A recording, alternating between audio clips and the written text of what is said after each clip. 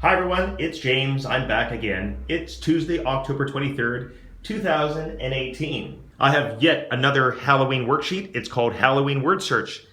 You can get this online. This is great for elementary and junior high students.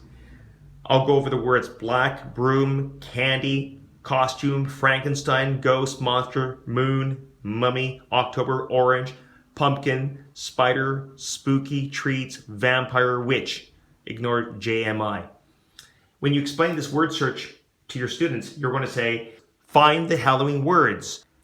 Read these words slowly, make sure they understand the words, and then show them an example. They can find words up and down, sideways, in reverse order, and diagonally. Here is an example. Let's choose Frankenstein. This is a long one. Frankenstein.